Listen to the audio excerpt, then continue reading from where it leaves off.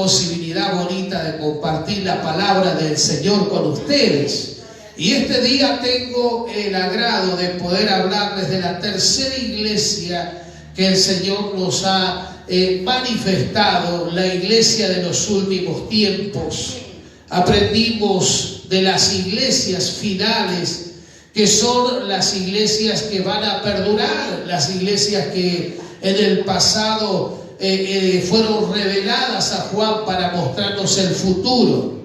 Porque después de allí, desde el capítulo 1 y 2 de Apocalipsis, viene el capítulo número 3, no estoy diciendo nada nuevo, pero lo que les estoy diciendo es que del 3 en adelante la iglesia ya es arrebatada, según lo que nos dice allí el libro de Apocalipsis. Entonces nosotros nos damos cuenta de que la iglesia de los últimos tiempos tenía ciertas características. También aprendimos de que la iglesia, por ejemplo, de Efeso, era una iglesia a la cual estaba preparándose, servía a Dios, era una iglesia sierva, se puede decir, porque no negaba su trabajo, pero Dios le reclamó algo, le dijo: has perdido tu primer amor. O sea, hacía las cosas y Dios esperaba con su identidad. Efeso, la deseada, él deseaba a su esposa, pero se encontró con una sirvienta. Y el amor no tiene para esa iglesia ya lugar. Entonces es tremendo esto, porque uno puede decir: bueno, a la casa no le falta nada, a este esposo no le falta ninguna cosa, tiene la ropa limpia, la comida. Pero él no espera una sirvienta que le haga las cosas, sino la amada, la que tiene tiempo para él, la que lo hace deleitándose. Entonces aprendimos de Efeso. Luego tuvimos la iglesia de Esmirna o la iglesia Mirra. ¿Qué quiere decir con esta iglesia? La iglesia Mirra era una iglesia del sacrificio. Aprendimos del incienso, aprendimos del oro y aprendimos de la mirra. Recuerden, estas tres cosas fueron las que le regalaron o le obsequiaron, o fueron los presentes que le llevaron a Jesús. La mirra era un símbolo del sacrificio. Por eso es que allí fue tan conocido aquel varón de las Escrituras, que en la época antigua algunos dicen que fue un discípulo de Juan.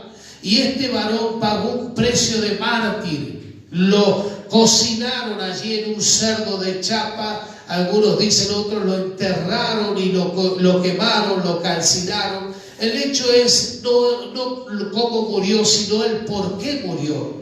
Y lo que él emanó, dice que cuando él fue cocinado no salió olor a carne natural quemada, sino que salió el olor a la mirra, símbolo del sacrificio. Este hombre fue capaz de redactar: 86 años he vivido y el Señor Jesús me ha bendecido en todo. ¿Cómo yo lo he de negar en este tiempo, si nunca me hizo mal? Entonces allí aprendimos de que es una iglesia de sacrificio. Estas son, si usted quiere saber cómo uno llegar o llegar por esa senda angosta, como dice la palabra, ya que amplio es el camino de la perdición, y muchos se han extraviado en ellos, muchos hoy en día el sacrificio pasa a ser algo que era de antes. No, que voy a hacer sacrificio hoy día. Otros, cuando llegan los momentos, dicen: yo sirvo al Señor, pero a mi manera, y lo hacen con una actitud muy fea, que cuando el maestro se está paseando es como aquella Marta que estaba limpiando y haciendo sus cosas mientras el maestro estaba sentado a su mesa hablándole la mejor enseñanza a aquella iglesia María. Era tremendas las cosas que se viven. Y hoy yo quería hablarle de la iglesia de Pérgamo. Esto es otro lugar, otro sitio. Recuerden que hablábamos, era como decir la iglesia de Godecruz, la iglesia de la Cera, la iglesia de Buena Nueva, la iglesia de San Martín. Ahora vamos a hablar sobre la iglesia de Pérgamo. Y esta iglesia tiene cosas que nos van a enseñar y nos va a bendecir el Señor. Capítulo 2 entonces de Apocalipsis, libro que debe de ser muy estudiado más estos tiempos. Y siempre hay gente que dice, yo no lo leo porque no lo entiendo. Pero es importante, hermano, que usted le dedique más tiempo a lo que no entiende. Le dedique más capacidad. Es como aquel que hace una tarea y no le sale, le dedica más tiempo porque quiere perfeccionarse en esa área. Y aquí la iglesia de Pérgamo es una de las iglesias del Apocalipsis. Y dice la Escritura así, fíjese lo tremendo de esto, capítulo 2, verso 13. Gloria a Dios, 2:13. Y lo vamos a tener aquí en el nombre de Jesús. Le habla y le dice, escribe el ángel de la iglesia, dice, al ángel de la iglesia en Pérgamo, el que tiene la espada aguda de 2 filos, dice, yo conozco tus obras y dónde moras, dónde está el trono de Satanás, porque retienes mi nombre y no has negado mi fe, ni aun en los días en que Antipas, mi testigo fiel, fue muerto entre vosotros, donde mora Satanás.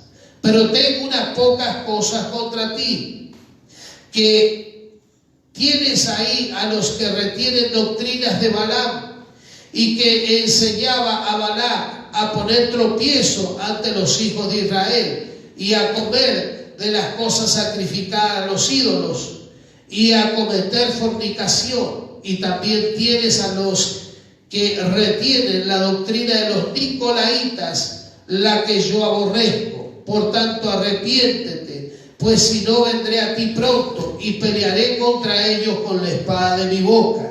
El que tiene oídos para oír, oiga lo que el Espíritu dice a la iglesia. El que venciere, le daré de comer del maná escogido, y le daré una piedrecita blanca, en la piedrecita escrito el nombre nuevo, el cual ninguno conoce sino aquel que lo recibe. Aleluya. Esta palabra, hermanos, nos da a nosotros a entender, fíjese que a las 2 iglesias primeras le habla de una diferente manera. A la primera iglesia le habla y le escribe también al ángel de la iglesia, al hombre más anciano. Recuerden esto, el ángel significa el mensajero. El hombre anciano de la iglesia, el que más se puede decir conocía de las escrituras, se había acercado más a las escrituras, había dado más testimonio. Por eso es que le habla al ángel de la iglesia, al hombre al cual cuando hablaba, decían como cuando decían a Samuel, habla Samuel, decían Dios ha hablado. No decían Samuel dice esto de Dios. Ellos decían Dios ha hablado, porque era un hombre con tanta interpretación de Dios y con tanta revelación de Dios, que la gente había comprobado que cada vez que hablaba Dios a través de él. Ya no decían habla Samuel, habla Dios. Y aquí, cuando le da este mensaje a la iglesia, les está diciendo esto: mensajero. En las 2 iglesias anteriores se presenta Dios como el que se pasea, por ejemplo, entre los candelabros. Una de ellas dice, el que anda en medio de los 7 candelabros, te dice esto. Le estaba hablando a Efeso. A Esmirna le dice, el primero y el postrero, el que estuvo muerto y vivió, te dice esto. Pero aquí le habla muy diferente a Pérgamo y le dice algo. Le dice, el que tiene una espada aguda de 2 filos en su boca. Fíjese qué tremendo. El que tiene la espada aguda en su boca. Eso habla de el que habla y se cumple del juicio de Dios. ¿Me va siguiendo? Y esto es importante porque aquí le está hablando a una iglesia que realmente entiende de que la espada aguda habla de juicio y la espada aguda simboliza la palabra hablada del Señor. Esta espada aguda representa autoridad y el señorío de Jesús sobre todas las naciones. Entonces aquí está hablando el que tiene el juicio, el que demanda, el que conoce. Le dice allí: yo conozco tus obras, donde moras y que retienes mi nombre y no me has negado, en el verso 13. Gloria al nombre de Jesús.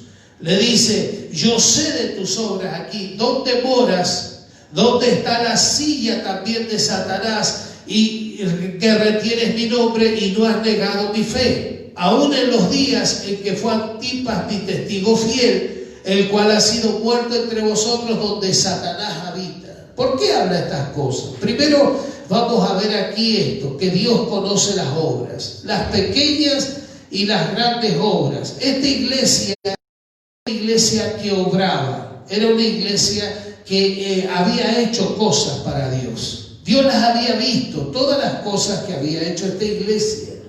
Por eso es una iglesia que se identifica. Lo segundo, Él nos muestra aquí que Dios ve lo que nadie ve. Por eso es que a la primera iglesia le habló la iglesia sierva y no la iglesia deseada, porque Él veía cómo obraba. Aquí también está viendo las grandes obras y las pequeñas. Hay que tener atención a esto, porque Dios te ve cómo sirves. Dios conoce la manera en que tú eres. Dios conoce el ánimo con que tú estás viniendo a la iglesia. Dios conoce la fe que tú tienes. Dios conoce las obras tuyas. Dios no se olvida de nada. Amén. Otra de las cosas que dice de la iglesia, estaba allí el trono de Satanás, en el sentido de que estaba corrompida toda esa ciudad, porque él habla de dos cosas. La primera, el alimento, la consagración de alimento. La tierra donde todo lo que se hacía no se lo reconocía a Dios. Y lo otro era los pecados de fornicación, sexuales. En los últimos tiempos se va a manifestar estas cosas. El trono de Satanás, de que en esa ciudad de Pérgamo había un altar que se llamaba el altar de Zeus, donde se le hacían sacrificios durante todo el día y toda la noche, los 365 días del año. O sea, sacrificios donde se mataban vidas. Por eso es que aquí aparece la palabra esta. Aún en los días en que Antipas, fíjese, este es el nombre de uno de ellos, el cual ha sido muerto entre vosotros, donde Satanás mora. Porque fue una de las personas mártires, sacrificada. Fíjese qué tremendo. En los últimos tiempos habrá gente que muera por su fe, que va a ser muy agredida por su fe, por ser una persona que cree en el Señor, que es un testigo, dice, fiel. No está hablando aquí de una secta religiosa, aunque estaban allí habiendo, no quiere decir como un testigo de Jehová, no es así. No es la religión, sino un testigo fiel. Está hablando de una persona que dio testimonio, que en esa ciudad corrompida, donde estaba ese altar a Zeus, este varón hablaba de Jesucristo. La iglesia de ese lugar también fue reconocida por sus obras, porque era un lugar donde estaba entronado Satanás. Aquí lo dice dos veces, donde mora Satanás, y donde dice aquí, donde está la silla de Satanás. O sea que esa ciudad era una ciudad muy tomada por el infierno. Estos tiempos, hermanos, no estamos alejados. En estos tiempos ya se quieren hacer sacrificios de niños, aún antes de nacer. Y durante el nacimiento y el crecimiento quieren quitarle la potestad a los padres para enseñorearse sobre los niños, para que la educación no sea dada desde una casa. Por eso es que usted va a ver en los colegios materiales que hablan de una educación sexual porque el gobierno quiere tomar el sentido de cómo tiene que ser el futuro sexual de nuestros hijos. Y el futuro sexual no solamente es algo de una inclinación, sino cómo ellos quieren hacer el modelo tipo de familia, o sea, corromper la familia, para que el hombre esté con el hombre, la mujer con la mujer. Ahí se practica el incesto, que es que los padres tengan sexo con sus hijos, y así van a haber muchas otras cosas. De acuerdo, en épocas pasadas se le decían los chacales, pero hoy en día se empieza a aparecer tanto y tanto esto, que hay mucha gente con ese placer de tener inclinaciones o tener una inspiración sexual hacia un bebé, hacia un niño. Hombres que han abusado a niños de 2 meses, de 1 año, y han hecho estragos con ellos. Han muerto esos niños a causa de abuso.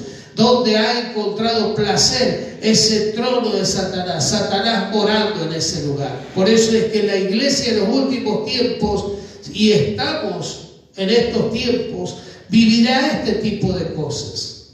Y Dios le reclama aquí algo a esta iglesia. Fíjese que habla algo que es tremendo aquí el Señor. Dice la palabra del Señor, vamos a ir un poquito más: pero retienes mi nombre. Esta congregación se había identificado con Cristo. Esta congregación sabía el nombre del Señor, lo reconocía. Hay mucha gente que se identifica con hombres. Yo soy seguidor de Apolos, otro de Pablo, otro de Silas, pero esta iglesia se identifica con Cristo. Reconoces mi nombre. En una palabra, sabes quién soy yo para ti. Espero que a usted le esté hablando el Señor, porque vamos a encontrar una gracia muy especial aquí. Y las cosas que dice: y no has negado mi fe. Sus miembros vivían lo que predicaban y predicaban lo que vivían. Oh, aleluya. Vivían lo que predicaban y predicaban lo que vivían. Fíjense, no es un trabalengua, sino que esta gente, lo que predicaban, ellos lo estaban viviendo, lo estaban haciendo conocer. Por eso es que ese día le habla el Señor a esta iglesia y le dice allí que Él sabe de que no han negado su fe, que la reconocen, que la entienden de su fe. Oh, aleluya. Es una iglesia que da testimonio que hay tiempos buenos y que hay tiempos malos, pero no se ha quedado callada. Es una iglesia, como dice aquí, de Antipas, una testigo fiel, una iglesia que testifica en fidelidad de Dios. Aleluya. Pero había algo en la iglesia, una amonestación, y esto es bueno, que nosotros prestemos atención, porque para formar la iglesia escogida, nosotros tenemos que ver esta cosa que Dios le llama a la atención para que vean. Y una de estas cosas es: tengo unas pocas cosas contra ti, dice allí, que retienen la doctrina de los nicolaitas, a la cual aborrezco, dice Jehová. En la iglesia de Pérgamo había gente que tenía sectas que le llamaban la secta de los balaitas. Y Balaam era aquel instructor que en un tiempo fue muy buen instructor, pero se corrompió. Doctrinas corrompidas. Si usted ve esto, para que usted lo busque después, puede ir a Números 22:1 y ahí va a encontrar a Balaam. Balaam fue un hombre que dijo: yo no hago nada si no es lo que Dios me dice. Pero empezaron a venir con presentes, empezaron a venir gente allí para que maldijera la iglesia. Y Dios mismo era tan cuidadoso de Balaam que le dijo, cuando entró gente extraña a su casa: ¿qué hacen estos aquí en tu casa? Presta atención, porque las cosas que uno muchas veces se permite en la familia se transforman en doctrinas. Si mi mamá tomaba, yo voy a tomar. Si mi mamá hacía esto, yo lo voy a hacer. o así mi abuela hacía esto, yo las voy a hacer. Y no fue una cosa que Balaam hizo algo tremendo. Si usted lee esa historia, es maravillosa. Es la historia donde el burro le habla a Balaam para tratar de hacerlo entender, pero sin embargo termina diciendo: y murió Balaam, uno de los adivinos, como uno más. Era un profeta, pero murió corrompido, como uno más de los que se corrompieron. Y eso se hizo doctrina. Por eso es que aquí le habla y le dice: tengo unas pocas cosas contra ti. Tú sigues la doctrina de Balaam. Y dice allí la palabra, aún corrompiendo a Balac. Son dos personas, son dos nombres. Balaam era un nombre. Acuérdense que estamos situados en otro lugar. No estamos situados acá en Latinoamérica. Si fuera Latinoamérica podrían decir: yo conozco la doctrina de, vamos a poner de Jacinto, o la doctrina de, por poner algún nombre. Un nombre sería un nombre latino, pero aquí está hablando de una doctrina de un hombre que dice aquí Balaam, la doctrina de Balaam, el cual enseña a Balac a poner escándalo delante de los hijos de Israel, a comer de las cosas sacrificadas a ídolos y a cometer fornicación. Este hombre no fue que fornicaba en sí, que tenía actos de este Balaam, sino que había tenido intimidad, que quería maldecir la obra de Dios. Oh, tremendo. Entonces, estos últimos tiempos será la gente que se permite comer cualquier cosa, cualquier cosa. Y acá está hablando precisamente de doctrina. Por eso los riesgos de este tiempo es cuando la gente entra a comer de cualquier cosa. Aún se dicen ser creyentes. El mismo Dios le dice: tengo unas pocas cosas contra ti, que tú estás, dice allí, comiendo cosas sacrificadas a idolatrías, a ídolos. Han hecho ideales de cosas, se alimentan de ideas, porque ídolos son ideales. Me gustaría ser como él. Ideas sacrificadas, entregan su vida y comen ese tipo de cosas. Hoy en día es muy común entrar a lugares donde, por ejemplo, se escuchan doctrinas contra lo que es la finanza de Dios. Y hay gente que come de eso y empieza a tomar ese ideal y toma esa idea y dice: no, esto es como dijo tal cosa, y se olvidan de sus padres espirituales. Además de ello, hay gente que en esos últimos tiempos se sientan a comer. Hoy es muy común sentarse y escuchar cualquier cosa. Hace unos días atrás un joven me comentaba a mí, me decía que el ministerio, la mujer no debe de predicar en la iglesia. Y la doctrina se basó en Génesis, en el capítulo 3, donde dice: porque la mujer hizo caer al hombre. Mira las ideas.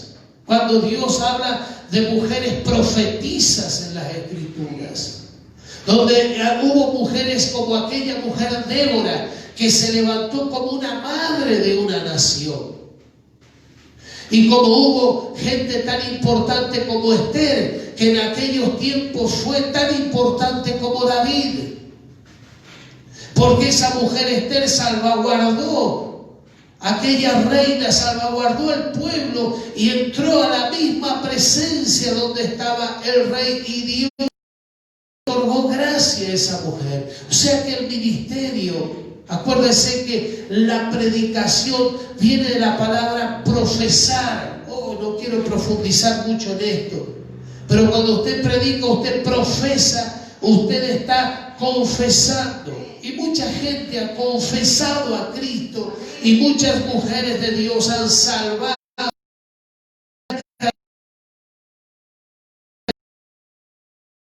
¿Quién es el Señor? Aleluya.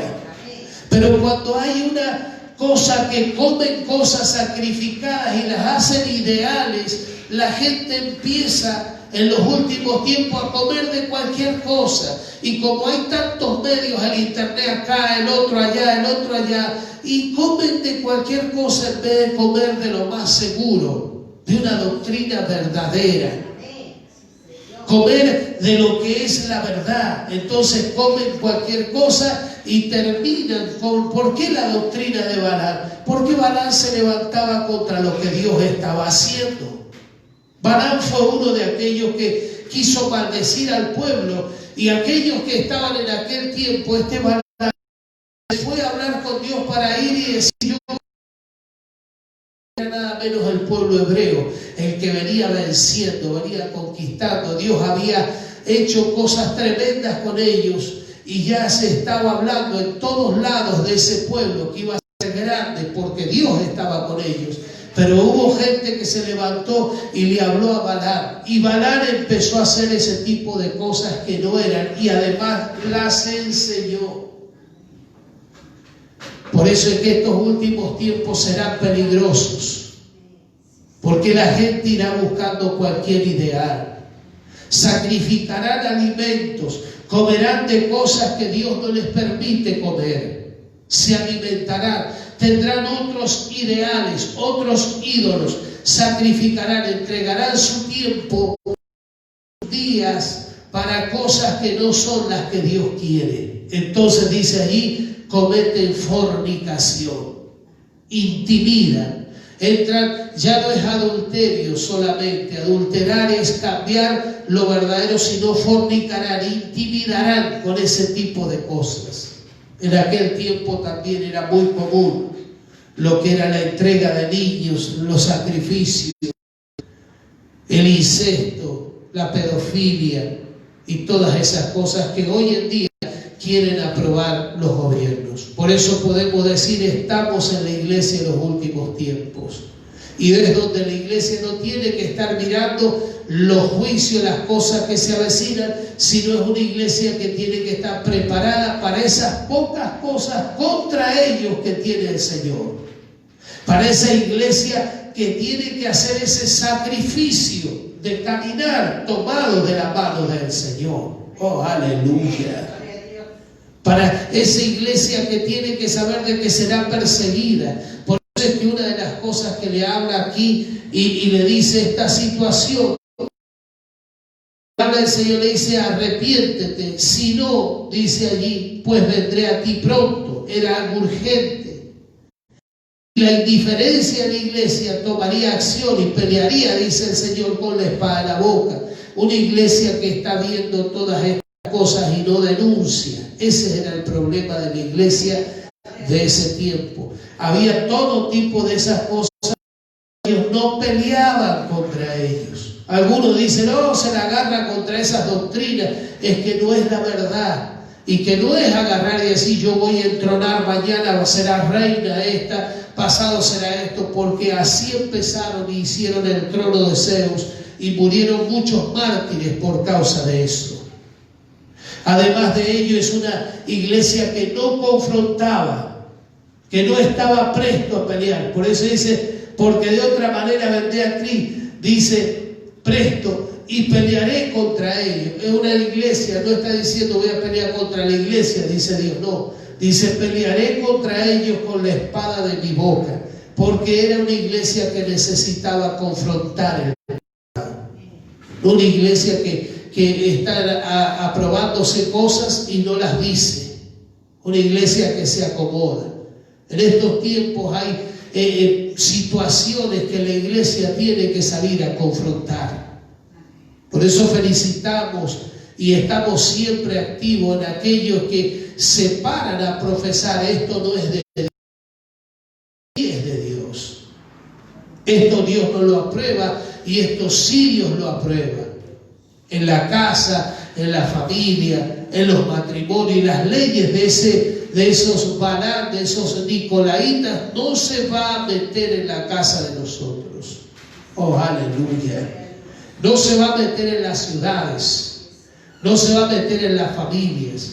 Por eso es que Dios nos habla el estado de esta iglesia. Que Dios nos bendiga para poder estar preparados, porque dice el Señor: le daré, dice, estas tres escondido, simboliza comunión divina. Te voy a dar el maná, lo que nadie come, yo te alimentaré. Oh, aleluya, alabado sea el Señor. Lo segundo, la piedrecita blanca significa absolución divina. La piedrecita blanca, dice la palabra, en las inscripciones de esa piedra blanca era muy habitual que en el mundo, dice allí, grego-romano, particularmente hubieran declaraciones de estados oficiales o edictos del imperio. Por eso es que aquí, en esa piedrecita, Dios coloca los edictos, los nombres y la verdadera identidad de aquel creyente que se decía ser débil y ahora ya no es débil, es un creyente de confrontación, de batalla, de victoria. Oh, aleluya.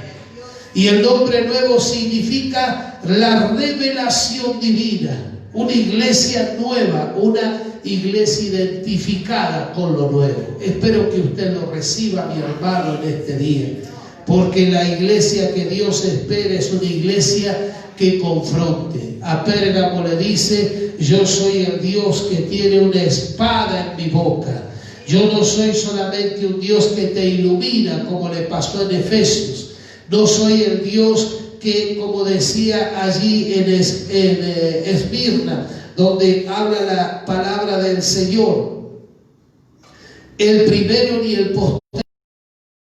Le está hablando: yo soy el Dios que se pasea entre los candelabros, soy el Dios que te ilumina, en una palabra.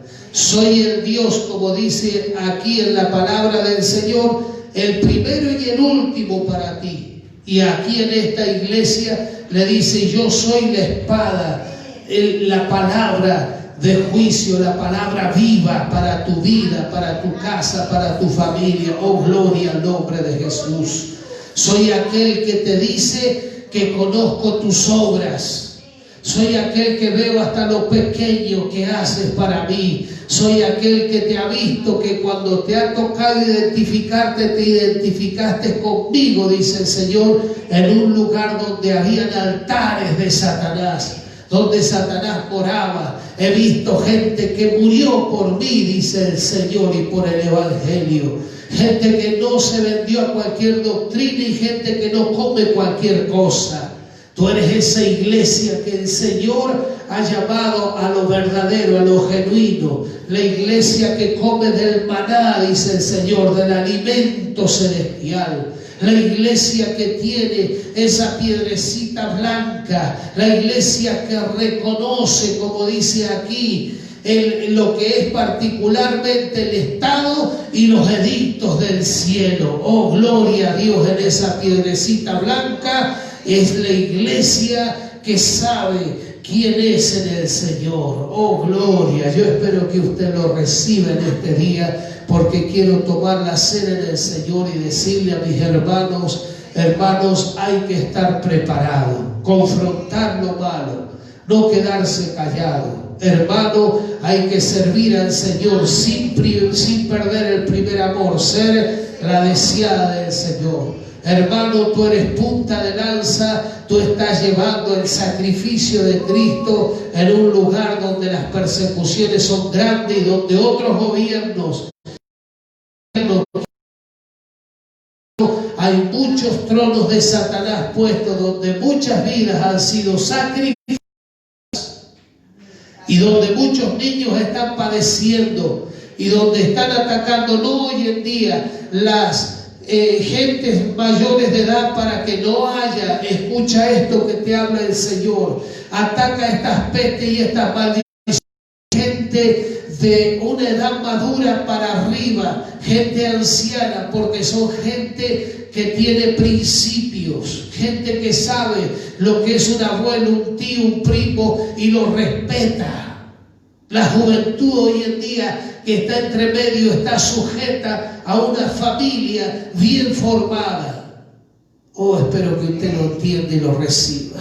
¿Por qué estas pestes están atacando a la gente anciana? Escucha aquí en las Escrituras. ¿Por qué Dios le habla al anciano? Porque el anciano interpreta, el anciano discierne.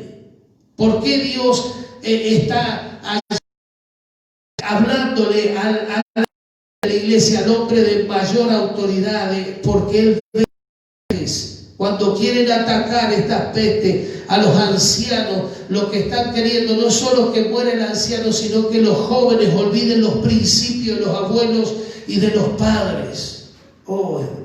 ¿Y por qué está a lo que es la niñez, a lo que es los niños allí? Porque ellos saben de que la parte intermedia, los jóvenes desde los 20, 18 hasta los 50 son manejables con todo lo que le está proveyendo el mundo en este tiempo. Y a los niños, cuando les meten en el colegio corrupciones para que puedan hacer con la generación nueva lo que a ellos les agrade. Por eso ese trono del infierno está activo en este día y hay que defender, porque no vamos a sacrificar generaciones. Espero que usted lo entienda. No vamos a sacrificar generaciones. Los niños, muchos hoy en día dicen, y ahí me he encontrado con padres que dicen, qué tremenda suciedad que hay en estas comunicaciones de este tiempo, en estos medios que le han dado a los niños, donde todo está corrompido. Se da cuenta la gente madura. Por eso es atacada la gente madura. Por eso quieren que a través de maldiciones, pestes creadas por los hombres, quieren sacar desde los 60 para arriba, de los 50 para arriba, toda ideología, no un hombre, una idea, un modelo. Quieren romper el modelo y quieren hacer de que el próximo modelo que venga, que son los niños, nazcan para el placer y para la opresión del infierno, lo que ellos quieren. Qué tremendo. Hoy en el Señor tenemos que tomar la cena del Señor. Iglesia, no te corrompas. Si decimos estar en los últimos tiempos, no será por esa luna. Eso significa, simboliza. No será por las señales, las guerras, las maldiciones, las plagas, las cosas, sino porque hay una iglesia a la cual Dios está preparando. Y una iglesia que denuncia, es muy importante, el pecado, que no se vendió a Balaam, que padeció como Antipas, como dice ahí en Pérgamo. Pero no tan solo fue él el que padeció, también estuvo otro en Esmirna, Policarpo, otro de los que padecieron, perfumaron con su servicio durante los 80 y algo de años que vivieron para que la obra del Señor se hiciera. El estado de la iglesia tiene que ser un estado que denuncia, una iglesia amorosa, una iglesia sacrificada y una iglesia que tiene en su boca una espada para decir lo verdadero de lo que no es lo verdadero, para desmoronar esos altares de Satanás. Señor, hemos recibido tu palabra y hoy la sellamos junto a muchos hermanos desde sus hogares con la cena del Señor. Señor, oye a mis hermanos, ayúdalos. Ministra sus hogares, porque tu palabra dice, les daré a comer de ese maná. Señor, ese alimento que es preparado en el cielo y traído para sus hijos. Hoy este sacrificio fue preparado allí en el cielo desde antes de la fundación del mundo, y hoy lo vamos a llevar a nuestro cuerpo. Este sacrificio simboliza el sacrificio de Jesús en la cruz del Calvario. Señor, toca la vida de mis hermanos aquí que han de tomar la cena del Señor. Toca nuestra vida y los que están allí en sus hogares, que puedan también, Dios mío, disfrutar de esta cena en el Señor y decir: yo, mi casa, serviremos a Jehová. Dios, serviremos a Jehová. Bendigo esas vidas que están abriendo hogares, que están saliendo a romper las infierno cuando entran en hogares donde hay alcohol, donde hay droga, en habitación, porque si salen, salen para perderse. Donde hay madres que han tenido que echar llave, que han tenido que salvaguardar sus hijos de estos sistemas, y que han tenido, Dios mío, que sacarlos de estos lugares, porque todo lo que se han hecho ellos es daño. Oh Señor, bendigo a esos siervos que van y predican la palabra del Señor, un hogar, no mirando lo malo, sino que están llevando el evangelio de Jesucristo en sus vidas. Oh. Tu palabra les dice esta escritura: yo conozco tus obras, yo sé que predicas lo que vives y vives lo que predicas. Oh, he visto tu obra pequeña, he visto tu obra grande ante los ojos del Señor. Yo la estoy viendo, dice el Señor. Veo tu palabra cuando denuncia juicio en esa casa y se cortan las maldiciones, y aquellos que han estado atados, la gente de los alrededores dice: algo ha sucedido con esa persona. Oh Señor, yo declaro la unción de Dios. Dios te ha dado la unción de Dios para liberar a los cautivos. Dios ha cumplido en ti lo que dice Isaías: el Espíritu de Jehová está sobre mí, por cuanto me ha ungido para dar buenas nuevas a los que están pobres y a traer libertad a los que están cautivos. Oh, aleluya. Oh, siento las corrientes del Señor fluir sobre mi cuerpo en este lugar.